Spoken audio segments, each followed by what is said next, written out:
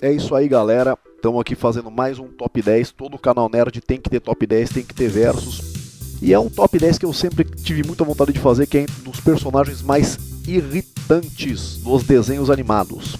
Muitos canais já fizeram esse mesmo top que a gente está querendo fazer agora.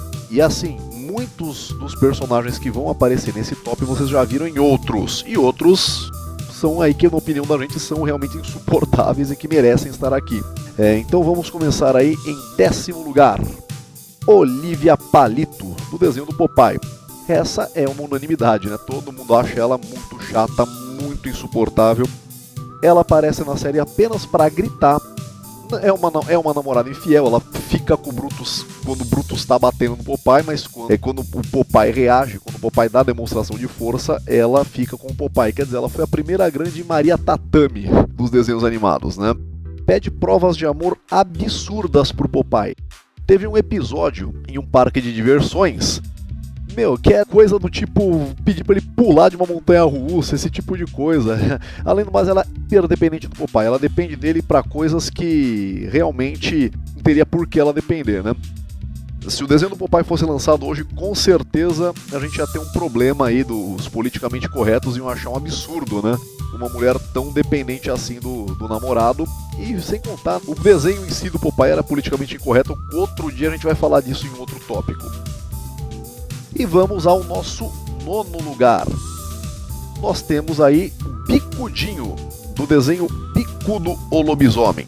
Clássico absoluto dos anos 80, embora tenha sido lançado nos anos 70 e chegou no Brasil nos anos 80, né? O Bicudinho, ele é um personagem desnecessário, né? Assim como o tio dele, o Bicudo, ele se torna um lobisomem, né? Um lobisominho, sempre que ele vê a lua. Pode ser até um retrato da lua que ele vira um lobisominho. O problema é que na abertura do desenho é dito que na família nasce um lobisomem a cada 200 ou 400 anos, eu não me lembro. Então, quer dizer, não faz muito sentido ele ter nascido. Ele meio que contradiz a abertura do próprio desenho.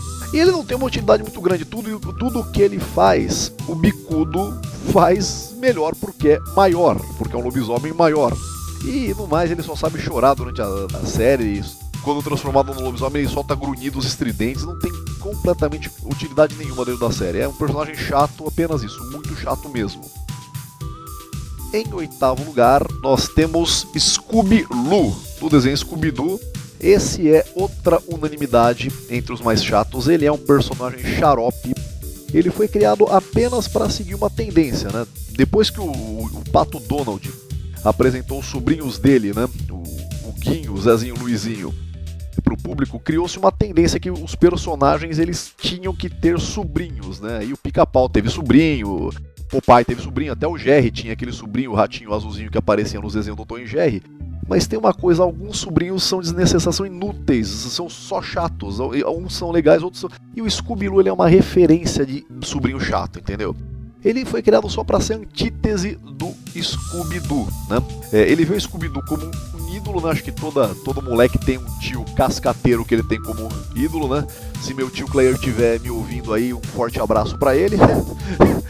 E o Scooby-Doo, o que acontece? Ele não aceita que o Scooby-Doo seja medroso, ele acha que o Scooby-Doo é o herói dele, então ele dá uma de herói sempre que pode. E o que acontece? O Scooby-Doo, coitadinho, medroso, mas se enfia nas piores confusões aí pra livrar essa peste que é o Scooby-Doo, né? Personagem completamente inútil, muito chato mesmo. Um destaque pro falecido dublador Cleonir dos Santos, que fazia a voz do Scooby-Doo de forma magistral, entendeu? Deu aquele tom de criança irritante mesmo pro Scooby-Doo. Realmente, ele era muito bom pra fazer esse tipo de personagem. Em 7º lugar, se vocês achavam que o Scooby-Doo era o sobrinho mais chato que um tio de desenho animado poderia ter, então vocês não se lembram do Snarfinho de Thundercats. Galera, a presença dele era uma coisa completamente redundante, ele não tinha utilidade real nenhuma dentro do desenho animado, e ele conseguia superar a chatice do Snarf, que não era pouca.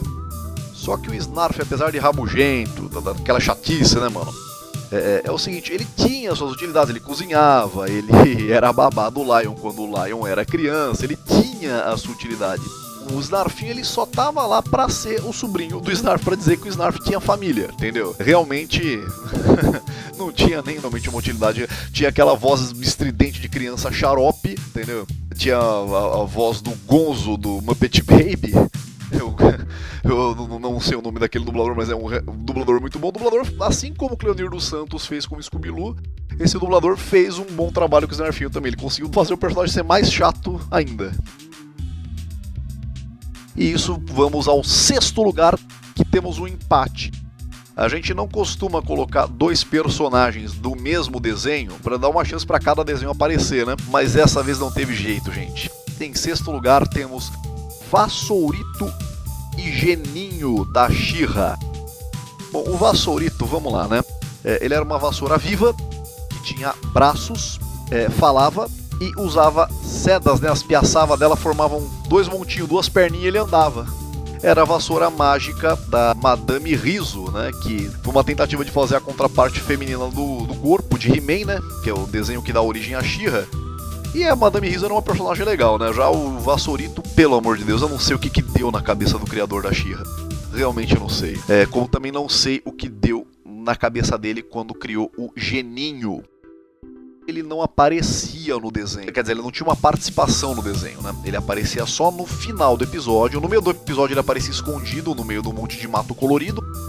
E no final ele aparecia com aquela voz de criança abestalhada, dizendo: Oi, sou eu de novo, Geninho. Vocês acharam hoje meus... Pelo amor de Deus, não sei, foi uma tentativa de fazer um Onde Está o Wally e tal. Ele era ele que dava aquela lição de moral no final do desenho. Os desenhos dos anos 80 tinham esse clichê. O He-Man fazia muito isso, mas na She-Ra só quem fazia isso era o Geninho. Ele poderia qualquer dia dar aí a dica, né, do que não fazer no dia. Entre elas é não ficar com a cara colada em frente à tela da televisão, ficando procurando um personagem colorido no meio do monte de mato que também é colorido. Ele poderia fazer isso. O site da Herói uma vez deu pro Geninho o título de personagem mais chato de todos. E ele parabenizou o criador do Geninho pela grande contribuição dele com a humanidade. Eu faço minhas as palavras do cara do site da Herói. Parabéns, amigão. Meus parabéns. Em 5º lugar, nós temos Leila de Tutubarão. Bom, galera, eu pego pesado com um personagem metido a valentão, tá? E a Leila, ela é arrogante, ela é metida a besta e ela é uma bully. Ela aporrinhando o coitado do Tutubarão, que é a estrela do desenho, que é quem realmente merece destaque, que é quem tira o grupo das encrencas, né? E ela pega no pé do cara só porque o cara é um grandalhão bestão. Qual que é o problema? O cara é o herói, minha filha. O que você tá fazendo? E a tua utilidade, Leila? Qual é? Já sabemos, né? Nenhuma, né? Bom, o Tutubarão, ele era, se eu não me engano, é do mesmo criadores de Scooby-Doo e Bicudo o Lobisomem. E ele é contrário do Scooby-Doo. Ele é corajoso, ele vai pra cima, ele gosta de uma encrenca, né? Até meio falastrão. Mas o problema é que ele tem medo da Leila. Como eu gostaria que ele pegasse ela surfando um dia desses e comesse metade do corpo dela. É sério. É isso, chama o primo. Isso aí. Vamos lá. 4º lugar, ela não poderia faltar, minha gente. É claro que eu estou falando da Uni de Caverna do Dragão. Bom, gente, não tem muito o que falar, né? Além de não ajudar, ela ainda atrapalha, né? O povo podia fazer, sei lá, um churrasco com ela, meter uma maçã na boca dela, colocar ela numa fogueira, fazer ela com arroz de carreteiro, esse tipo de coisa. Mas não. Eles usam ela pra sabe Deus o que, sei lá, pra... Na verdade, ela é a grande âncora deles, né? Ela mantém eles presos no mundo lá que eles estão, né? Mas, bom, sei lá, né? Quando a gente é criança, a gente talvez não repare tanto nisso, mas depois que a gente cresce, a gente pensa como a Uni é inútil. Em 3º lugar, nós temos Yajirobe de Dragon Ball. Cara, o Yajirobe, o povo que fala que o Kuririn é fraco, eu acho que não reparou direito no Yajirobe. Cara, o cara não treinou pra ficar mais forte. O cara não, é um sedentário, é um preguiçoso. E ele, se ele puder, ele deixa os amigos na mão e sai correndo. Ele estacionou. Ele é completamente inútil. A única vez que ele teve uma atitude decente foi quando ele cortou o rabo do Vegeta no início da saga Z. Mas ele também fez isso sem se expor, né? E fez isso simplesmente porque sabia que se o Vegeta descobrisse ele ali, ele ia dançar também. Não foi pra ajudar ninguém, não. Então tá aí, o Yajirobe faz jus à nossa medalha de bronze aqui, né? Em 2º lugar, nós temos Miss Pig de Muppet Baby. Bom, como eu disse, eu pego pesado com um personagem arrogante e valentão, né? Miss Piggy, ela é insensível, tem a menor, podendo ferrar com os amigos ela ferra, e ela é muito egoísta, né? Você vê que ela não tem a menor pena de desprezar o Gonzo, que é um dos personagens mais legais do desenho, né? Do universo dos Muppets em si, né? Ela paga um pau pro Caco, né? Que é o personagem principal do universo dos Muppets, né? E ela pôs na cabeça que ele é apaixonado por ela, né? Ela não tá nem aí se ele quer ou não, mas ela já decidiu que quando ela crescer ela vai se casar com ele. Já tá definido o destino do coitado do Caco. Não sei o que sai do cruzamento de um sapo com uma porca, mas deve ser interessante. Antes de dizer o primeiro lugar, vamos à nossa menção honrosa. Cara, olha, esse aqui, na boa, no inferno deve passar isso aqui, gente. Tô falando de um seriado chamado Pumuckl.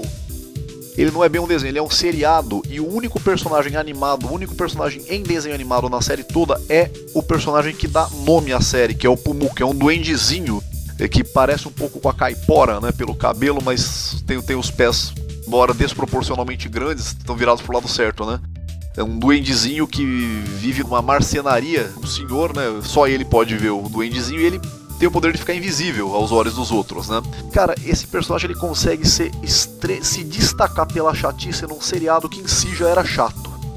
Então, realmente, quem tiver aí a curiosidade de ver o quanto esse desenho era chato, dá uma procurada aí no YouTube, beleza? E em primeiríssimo lugar, como eu disse, eu pego no pé mesmo. Pra mim, personagem muito arrogante, muito valentão, tem que se ferrar todos e só poderia ser ela, a Lucy de Snoopy e do universo dos Peanuts, né? Gente, é o seguinte, ela persegue os mais fracos que eu digo não é apenas em força, não é isso, né? Mais fraco psicologicamente, mais fraco emocionalmente, mais fraco intelectualmente, ela não tem um pingo de pena. Ela é arrogante, ela não aceita os próprios defeitos, entende? E é claro que a principal vítima dela só poderia ser o Charlie Brown, né? Que tem o perfil da pessoa que tem uma dificuldade maior, que é o loserzão, né? E virou recorrente a cena onde ela segura a bola de futebol para que o Charlie Brown chute, ela tira e o Charlie Brown se esborracha no chão. E eu tinha muita raiva dela toda vez que ela fazia isso. Chegou no cúmulo dela fazer isso num campeonato de futebol americano e por causa dela, o time perdeu. E todo mundo colocou a culpa no Charlie Brown porque foi ele que deu o chute. Foi uma das maiores injustiças que eu já vi num desenho animado. Felizmente, nosso amigo Peter Griffin de Family Guy lavou a alma de todos os fãs do Charlie Brown. Nós vamos até colocar esse videozinho aqui pra vocês verem, galera. E essa foi a nossa lista dos 10 personagens mais chatos e mais irritantes dos desenhos animados, minha gente. You got that? Yes! Go ahead, Charlie. Yay! And you know what else? I did some checking around. Quem gostou, dá um like aí pra ajudar o canal a crescer, galera. Forte abraço, valeu!